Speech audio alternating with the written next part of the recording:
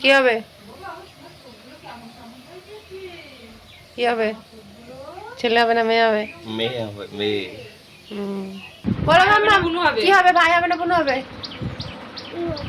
বোন হবে। তুমি বলো কি হবে? যা ইচ্ছা বলো একটা। বলো, তুমি বলো কি হবে? ভাই না বুনু? বুনু, ঠিক আছে। আমারও মনে হয় মেয়ে হবে, দেখা যাক কি হয়। তারপরে আমরা রেডি হয়ে গেছিলাম, মহাদেবের কাছে প্রণাম করতে এসেছিলাম। আর মহাদেবকে বলছিলাম যেন সব কিছু ঠিকঠাক মতো হয়ে যায়।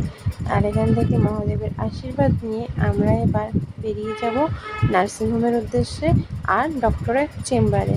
আর আমরা কে কে যাচ্ছিলাম বলতো? আমি, আমার মা, আমার দিদির মেয়ে আর আমার হাজব্যান্ড।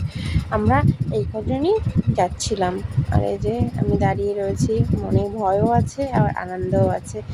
গাড়িতে উঠে পড়েছি, গাড়িতে করে আমরা এবার চলে যাচ্ছি। সত্যি বলতে একটু ভয় লাগছিল আর আনন্দটা ছিল কিন্তু অনেকটা। কারণ এতদিন যাকে আমি আমার পেটের ভিতরে রেখেছিলাম তাকে আমি আজকে সামনে থেকে দেখবো, আনন্দটাই আলাদা। আর বাড়ির সবাই কিন্তু ভীষণ ভীষণ খুশি ছিল। আর এই যে আমার সোনামা কিন্তু ভীষণ এক্সাইটেড দেখার জন্য। তারপরে আমরা চলে এসেছি ডক্টরের চেম্বারে। এখানে ডক্টরের সাথে কথা বলে তারপরে আমরা নার্সিংহোমে অ্যাডমিট হয়ে যাব। তারপরে দেখতেই পাচ্ছ আমি নার্সিংহোমে অ্যাডমিট হয়ে গেছিলাম। আর এখানে এসে স্যালাইনও দিয়ে দিয়েছে আমার, আর এখানে ওটির ড্রেসও পরিয়ে দিয়েছিল। তারপরেই আমার মাম্মাম চলে এসেছে। যে মাম্মামের প্রথম ভিডিও আমাদের কেমন লাগলো। আমি তো ওকে দেখে ভীষণ ভীষণ এক্সাইটেড হয়ে পড়েছিলাম। যেহেতু আমার মাম্মাম বিকেলে 5:30টার দিকে হয়েছিল, কিন্তু পরের দিন মামাকে নিয়ে ভ্যাকসিন দিতে নিয়ে যাচ্ছিল আমার মা আর তারপরে যে কদিন আমি নার্সিংহোমে ছিলাম সে কদিনে ছোট্ট ছোট্ট করে আমি কেক নিয়েছিলাম আমার সোনামার। আর আমার সোনামা দেখতে পাচ্ছ কি সুন্দর করে তাকাচ্ছে। আর এই যে এটাই কিন্তু নার্সিংহোমেরই ভিডিও আমার হাজব্যান্ড বানিয়েছিল। কি বলতো, একটা নতুন জীবনকে হাতে পেয়ে এতটা খুশি আর মনে কিন্তু অনেকটা ভয়। আমি ওকে কিভাবে সামলাবো, কি করে কোলে নেব, প্রথম প্রথম কিন্তু একটু ভয় লাগছিল। তারপরে কিন্তু আর ভয়টা লাগেনি। আর এই যে শরীরে অগুন্তি সুই ফোটানো আর এই চ্যানেল, আমার হাতে না চ্যানেলের ভীষণ সমস্যা হয় আর আমার সেরা খুঁজে পাওয়া যায় না। এই যে আমার সোনামা কি সুন্দর ঘুমের মধ্যেও খেলা করছে, দেখতে পাচ্ছ।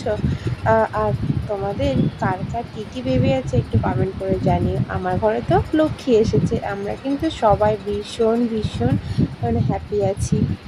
আবার সোনামাকে পেয়ে আমরা কিন্তু একটা মেয়ে চেয়েছিলাম, আর সেটা আমাদের ভগবান পূরণ করে দিয়েছে। ভগবানকে অসংখ্য অসংখ্য ধন্যবাদ। আর আমি যে কদিন নার্সিংহোমে ভর্তি ছিলাম আমার বাড়ির লোক তো সবাই এসেছিলো। আর আমার হাজব্যান্ড দুবেলায় আসতো, সকালেও আসতো বিকেলেও আসতো। দিন ওটি হয়েছিল সেদিন আমার হাজব্যান্ডের বন্ধু আর বন্ধুর ওয়াইফ মানে দিদি আর দাদা দুজনেই কিন্তু ছিল, আর আমার শ্বশুরবাড়ির লোকজনও ছিল। বুঝতেই পারছো, যেহেতু একটা নতুন প্রাণকে জন্ম দিয়েছি। আর এই যে আমার সোনামাকে এখন রেডি করিয়ে দিচ্ছে সোনামার মাসি, মানে আমাদের আয়া মাসি সোনামাকে এখন রেডি করিয়ে দিচ্ছিল। আর কি সুন্দরভাবে দেখো রয়েছে কোলের মধ্যে চুপচাপ হয়ে। আর সোনামাকে প্রথম বলে দিয়েছিল কান্না করতে ওকে থামানোর জন্য, যেহেতু নার্সিংহোমে বাচ্চাদের কোলে দেয় না ফ্যামিলির লোকে, আর তবু ওকে একটু দিয়েছিল। আর ও কান্না সামলাতেই পারছিল না। ও প্রথম এরকম নতুন সদ্যজাত বাচ্চাকে কোলে নিয়েছে, ওরও একটু একটু ভয় লাগছে। তারপরে যে আমিও একটু একটু হাঁটছিলাম সিজারের পরের দিন, সি সেকশনের পরের দিন হাঁটতে কেমন লাগে এটা যাদের সি সেকশন হয়েছে তারা অবশ্যই বুঝতে পারবে।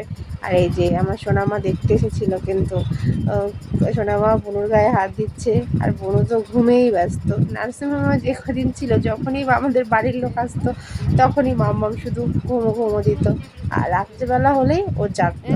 আর এই যে সোনামা, দুই সোনামা মিলে কত গল্প করছে, তার মিমি এসেছে সবাই মিলে। আর আমার